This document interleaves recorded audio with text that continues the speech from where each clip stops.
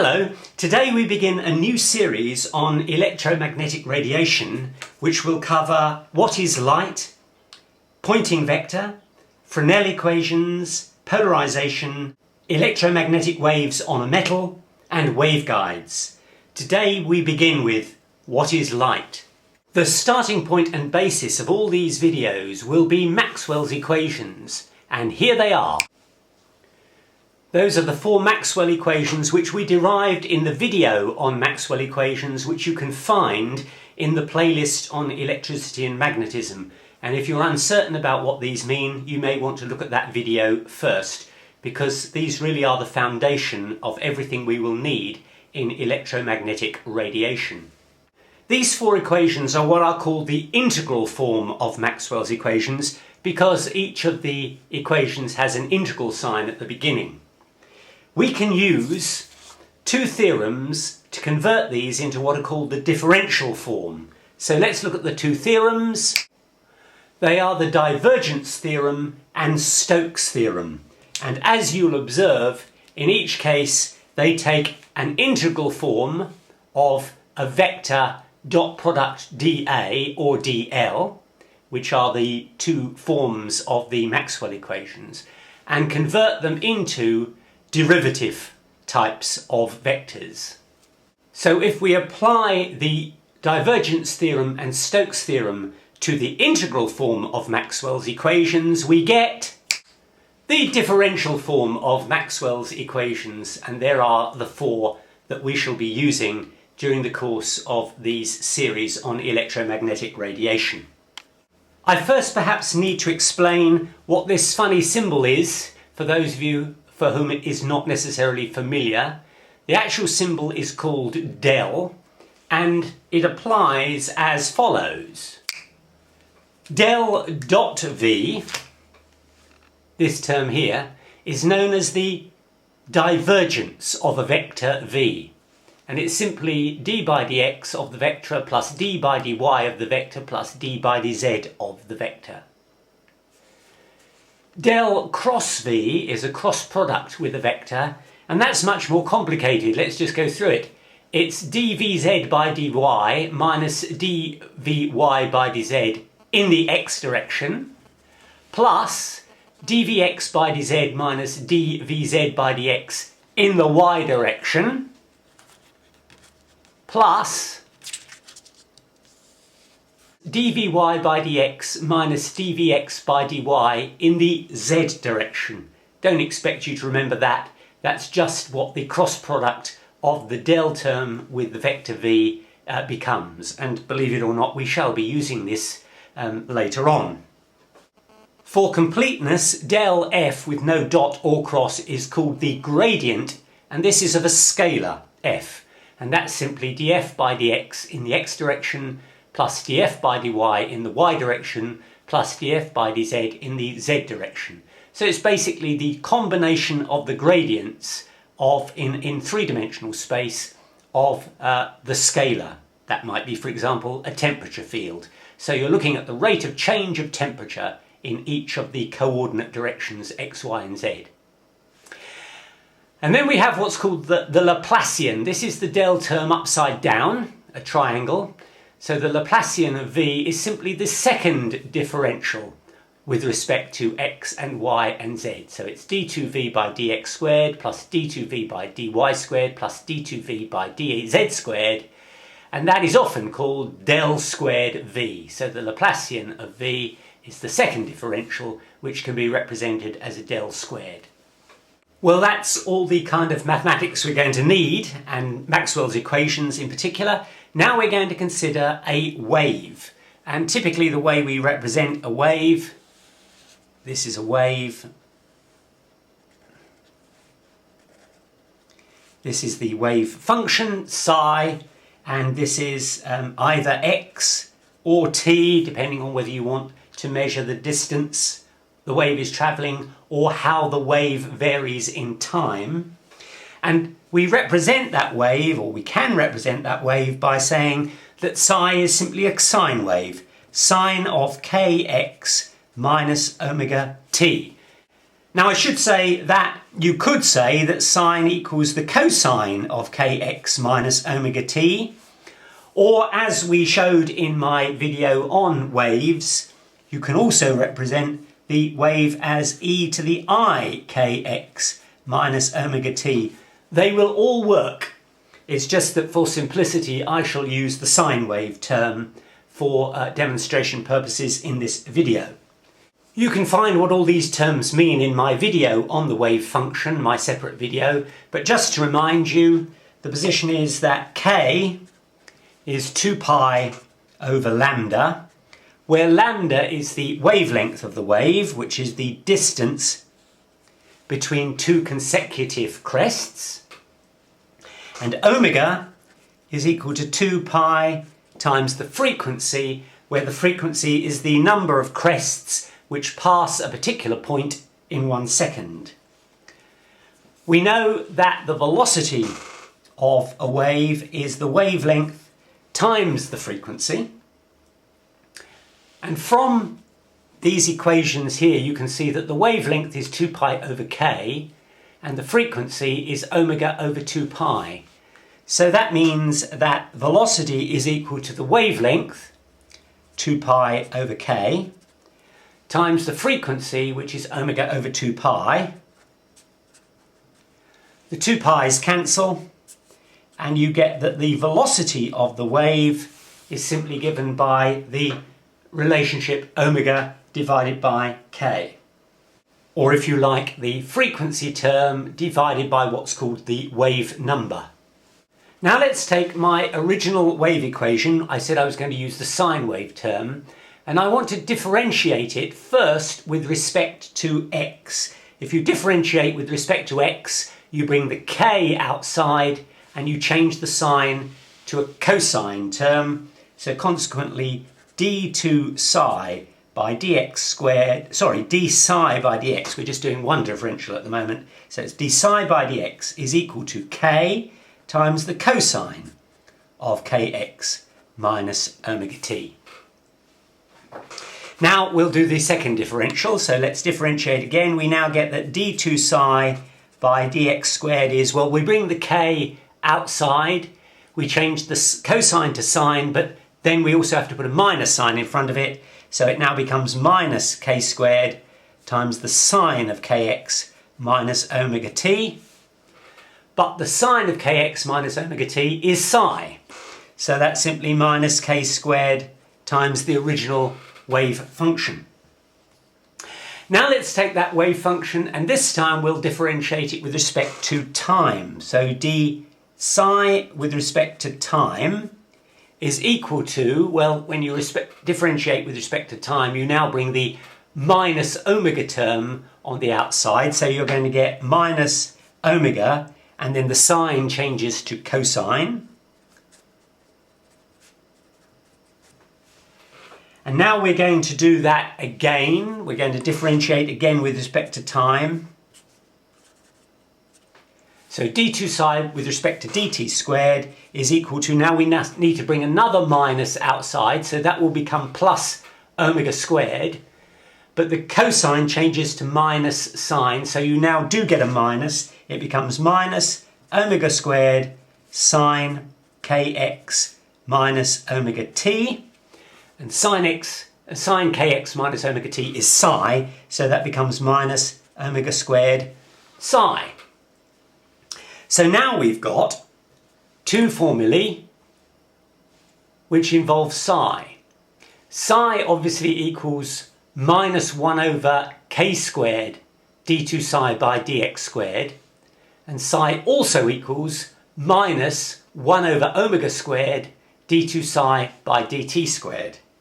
So let's just write those two things down. We can say that psi equals, just a reminder from here, you take the k squared onto the other side, so it becomes minus 1 over k squared times d2 psi by dx squared.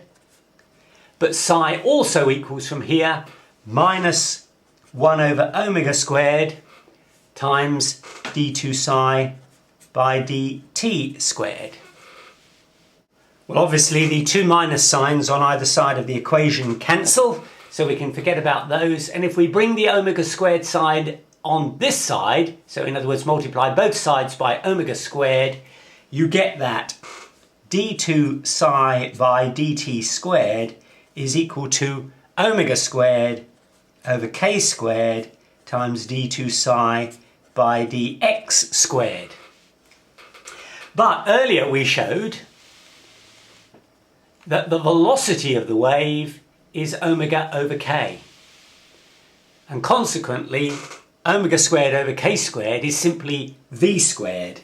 So we get that d2 psi by dt squared equals v squared, the velocity of the wave, squared, times d2 psi by dx squared. And that is known as the wave equation.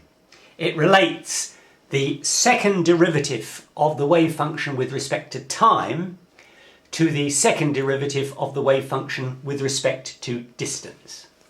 Okay, so now we're ready to start to use Maxwell's equations, and we're going to take the third equation. And what that essentially says is that if you march round any closed loop of length dl, then the E vector, as it were, dot product with the L, so it's effectively the electric field times the distance around a closed loop, is equal to minus the rate of change of magnetic flux as you go round the loop. And by using Stokes' theorem, we can replace the third Maxwell equation by this form. Del cross E equals minus dB by dt, where B, of course, is the magnetic field. So here it is, Maxwell's third equation in its differential form. Del cross E equals minus dB by dt. Del cross E is known as the curl of E. Del cross is known as the curl. So what I'm going to do is a bit of mathematical manipulation. I'm actually going to take the curl of both sides. So on the left-hand side, I'm going to take the curl of E, and that's going to be equal to the curl of minus dB by dt. This is just mathematical manipulation. And that is equal to the curl of E is equal to, that's the same as saying minus d by dt of the curl of B. That is the same as this. Now, Maxwell's equations tell us what the curl of B is. The curl of B is mu naught into J plus epsilon naught dE by dt. J is the current density, and if there are no currents flowing, then J is 0. So the curl of B will simply be mu naught epsilon naught dE by dt. So the curl of B is equal to mu naught epsilon naught dE by dt. That is Maxwell's fourth equation. And so consequently the right-hand side of this equation, which is minus d by dt of the curl of B, minus d by dt of the curl of B, will be minus d by dt of this term here. So that's going to be minus mu naught epsilon naught times, and now this is the second differential, d2e by dt squared. So this is the right-hand side of this equation. What about the left-hand side? Well, the left-hand side is the curl of E. And now you just have to look up mathematical identities. If you look up vector calculus identities on Wikipedia, that will give you this, but it's just a mathematical identity. The curl of the curl is equal to what's called the gradient of the divergence of E minus del squared, which remember was the Laplacian, times E. As I've said, that is simply a mathematical equality. Now let's just look at this term here, the gradient of the divergence, that's a dot there, of E. Well, we pull in now Maxwell's first equation, that the divergence of E is rho, charge density, divided by epsilon naught. If there is no charge around, then rho will be 0. Consequently, this term will be 0, and you're left that the curl of E is minus the Laplacian, or del squared, of E. So now we've got that the left-hand side of this equation is minus del squared E, and the right-hand side of the equation we just discovered was this here, minus mu naught epsilon naught d2E by dt squared. And the first thing you can do obviously is cancel the minus signs. And just to remind you what the Laplacian was, it's simply the second differential with respect to the three coordinate directions. So consequently, del squared E is simply d2E by dx squared plus d2E by dy squared plus d2E by dz squared equals mu naught epsilon naught d2E by dt squared. And that, you should recognise, is the formulation of the wave equation which we derived just a little while ago. We just derived it in one dimension, but you can see what you've got. You've got the second differential of E with respect to spatial dimensions is equal to a constant times the second differential of E with respect to the time dimensions. That's exactly what the wave equation was all about. But you'll also remember that the constant of proportionality was V squared. In this particular case, because we've got it in this order, it turns out that V squared is equal to 1 over mu naught epsilon naught, because when we derived it before, the constant of proportionality was on the space side. We've now got it on, as it were, the time side, so it will be 1 over, which means that V, the velocity of this wave, derived from Maxwell's equations, is 1 over the square root of mu 0 epsilon 0. Now let me just remind you what these two terms are. Mu 0 is known as the permeability of free space, and it has a value of 1.256 times 10 to the minus 6 henries per metre. Epsilon 0 is known as the permittivity of free space, and it has a value of 8.854 times 10 to the minus 12 farads per metre. And those two constants were known about and had been measured in Maxwell's time. So all he had to do was to plug these two values into this formula here, and that gave him that V is equal to 1 over the square root of the product of these two constants, and that came to 2.999 times 10 to the 8 metres per second, which you'll recognise is extremely close to 3 times 10 to the 8th metres per second, which is the speed of light. Now, in Maxwell's day, it was already known that light travels at 3 times 10 to the 8th metres per second. Without even knowing what light was, people had measured its speed. So Maxwell got to thinking, because bear in mind, the way we've got here, all we did is we started with Maxwell's third equation. That was the starting point. We've simply manipulated it. We've taken into account Maxwell's first equation en route. We got to a wave equation which gave us a velocity term. We calculated the velocity term and it came out to be the speed of light. That's what made Maxwell say, maybe this equation, which is essentially an electromagnetic equation, describes light. Therefore, light must be an electromagnetic wave. Let's explore this a little further. Let's take 3 dimensions. This is the x dimension, this is the y dimension, and this is the z dimension. And we're going to have a wave which oscillates in the x direction and travels in the z direction. So this wave is travelling in this direction along the z-axis, but it is oscillating in the x component. There is no movement at all in the y component. We know that if this is an electromagnetic wave, it will be travelling at a velocity which equals 1 over the square root of mu naught epsilon naught, and that we've just shown is equal to the speed of light c. And we've just shown that this is an electromagnetic wave because it derives from Maxwell's in particular the third equation on electricity and magnetism. So consequently, this is a wave which has an oscillating electric field. All these fields here are electric fields.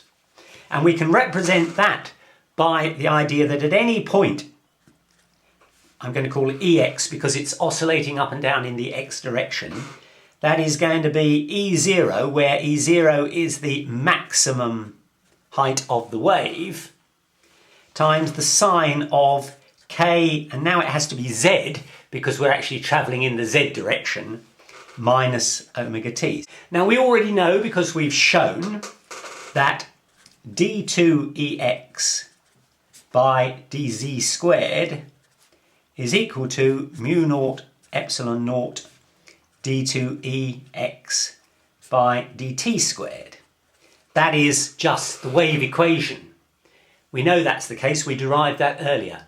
I only need to have one second derivative in the space direction because the wave is only travelling in the z direction, so there is no travelling in the x or the y direction, so there will be no components in those directions. And mu naught epsilon naught, of course, we know is the constant of proportionality between the two terms, which enables you to calculate the velocity. Now I'm going back to Maxwell's third equation. There it is, the curl of E is minus dB by dt. The curl of E is minus dB by dt is Maxwell's third equation. Now remember that there is only a variation in the z direction. There is no change in respect of x or y, so any variation of dE by dx or dE by dy is 0. So when we look at the curl of E, we're only interested in differentials with respect to z. So here is the curl, well in this case I did it for just a vector, but the curl of V for V read E, we want the differential with respect to z terms, and there are only two. There's that one and that one. We've got essentially minus dvy by dz in the x direction and dvx by dz in the y direction. What we're saying is that the curl of E, because there is no variation in the x or y direction, the curl of E will equal these two terms, minus dEy by dz in the x direction, plus dEx by dz in the y direction. Those are the only two terms in the curl that actually have a by dz term in them. Anything with dx or dy has no value because there's no variation in those directions. But look, we don't have an EY term, we've got an EX. The field is only oscillating in the X direction. It's not oscillating in the Y direction. So that goes as well. And that means that the curl of E is only left with one term. And it's a term which is in the Y direction. Consequently, we can say that the curl of E is equal to dEx in the y direction by dz, and that equals the curl of E is minus dB by dt. And if this term is in the y direction, then this term must be in the y direction. Now, this term here, dEx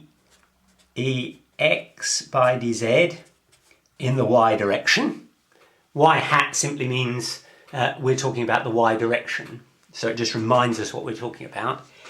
If we write that out, Ex we know is E naught times the sine of that term there. So this simply becomes d by dz of E naught sine kz minus omega t in the y direction. Just always keep reminding ourselves what we're talking about here. And if we take the differential with respect to z, you bring the k out on this side and the sine changes to cosine. So this becomes k E0 times the cosine of kz minus omega t in the y direction. And that of course equals, from here, that equals minus dB by dt in the y direction. So this term equals this term. Now if we integrate both sides with respect to time, integrate b with respect to time, or dB by dt with respect to time, you're obviously going to get minus b in the y direction. Let's always remember that, is equal to the integral of this term with respect to time. Well, if you integrate with respect to time, you bring a minus 1 over omega outside, and you change the cosine to sine. So that will give you equals minus, now we've already got the k, so it's now k over omega times E naught times now the sine of kz minus omega t in the y direction. And the first thing you can do is simply cancel the two minus signs. So now that you've got b, which I'll now put in bracket y just to show it's b in the y direction, is equal to k over omega. Well, that is simply 1 over the velocity, which is the speed of light, which is c, times E naught times the sine term. Well, that's just Ex. So what we've shown is that where you've got an oscillating electric field in the x direction, you've also got an associated oscillating magnetic field in the y direction, and the relationship between the two is 1 over c. In other words, the b term is 1 over c times the e term. C times smaller, if you like. The b term is c times smaller. So to fill it out, we've now got that b naught sine k z minus omega t equals 1 over c times E naught times sine kz minus omega t. You've got two waves that are completely in phase.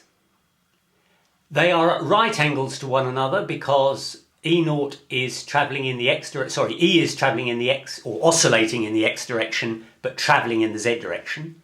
B is oscillating in the y direction, but travelling in the z direction.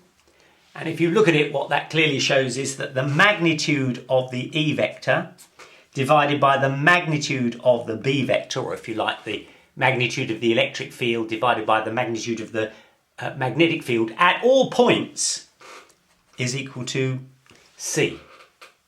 Just to remind you that the electric field is oscillating in the x direction, the magnetic field is oscillating in the y direction, and the whole wave is travelling in the z direction.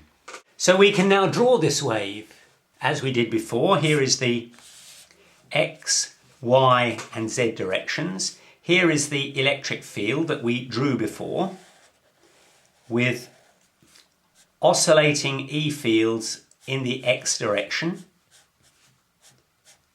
but travelling in the z direction with a speed c.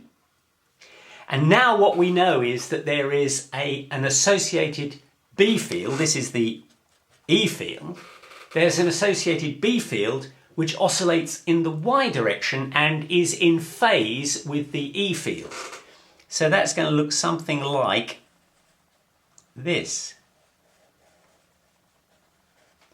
where the B field is in the y direction. Now I haven't obviously drawn it to scale because what we just showed is that the E field is c times bigger. The speed of light times bigger than the B field. So it's an E field is dominant with a very, very small associated magnetic field. But what you notice is that the E field is, as it were, at right angles to the B field, perpendicular to it. Both are perpendicular to the direction of travel, and they are in phase. There's one more thing that you may want to notice about this, that when you draw these waves, you always draw it so that E cross B is the direction of travel. And what that means is that if you take the E vector and turn it in the direction of the B vector, think of the corkscrew rule now. If the E vector turns in the direction of the B vector, then that will cause the corkscrew to go inwards. So E cross B causes the corkscrew to go inwards. That's the direction of travel. So always draw the electromagnetic wave in that way. That will be critical to some of the things that we will be coming to later. Finally, for this video, how do you produce electromagnetic radiation? Well, let's think about radio waves, which are electromagnetic radiation. This is the way you produce them. You take an aerial, which is essentially just a piece of wire, and you apply to it an alternating voltage. Now, I don't mean by that the alternating voltage, alternating current that you get out of the mains. The frequency of the alternating voltage must equal the frequency of the radiation you want to produce. Here in the UK, we have BBC Radio 2, which broadcasts on 88 to 91 FM, which means that one of its wavelengths is 88 megahertz. That's essentially the same as FM. That's 88 million cycles per second. So you would have to have an alternating voltage of 88 million cycles per second. And if you consider just one electron in that wire, what will happen when you make this end positive and this end negative? The electron will be attracted to the positive end. But that voltage is changing 88 million times per second. So the electron is simply being accelerated up and down the wire 88 million times a second. And as it does so, as it accelerates up and down, it generates an electromagnetic wave with that frequency. But why? Let's just think about what's actually happening. Here is the wire, and here is the electron. And because it's an electron, it's a charged particle, it will have an electric field associated with it, and that electric field will of course radiate out in all directions. In fact, because the electron is negatively charged, the field lines will be pointing in. But let's not worry about direction, that's not relevant here. The fact is there will be an electric field associated with a point charge where the field lines radiate out in all directions. Now let's consider that the electron is accelerated, as it will be, up to this point here.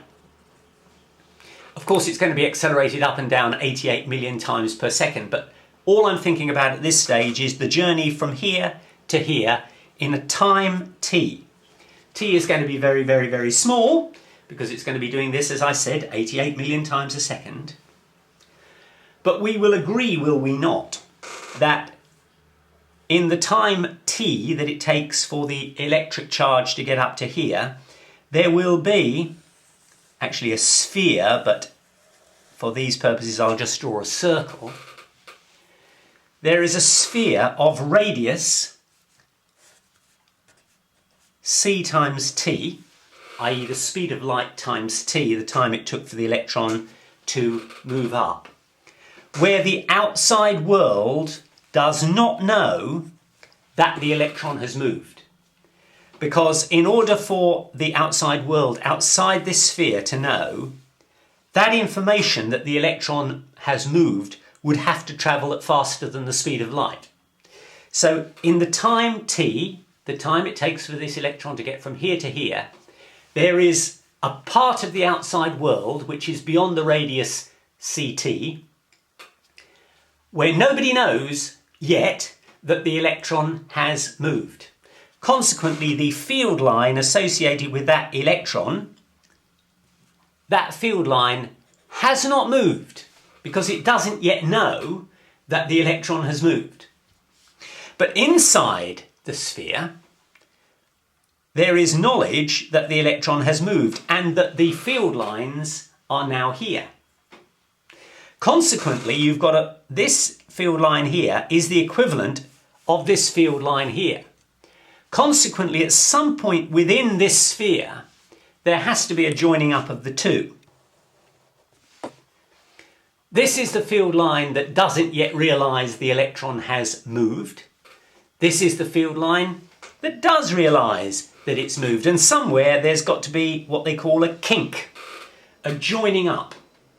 And obviously, as time goes by, that kink simply moves further and further out as the outside world increasingly becomes aware that the electron has moved. So you've got a kind of a moving kink to say the electron has moved and the field lines have now changed. But of course, the electron then comes back to its original position when it is accelerated in the other direction. And that is going to generate a kink, but this time in the opposite direction. So now you've got a flow of kinks going out in that direction. So essentially what you've got is a kink moving in this direction, and then a kink moving in that direction, and then a kink moving in that direction, and then a kink moving in that direction. Just a constant flow of kinks in the electric field. And that flow of kinks, of course, is what is responsible for generating the electromagnetic wave that travels at speed c.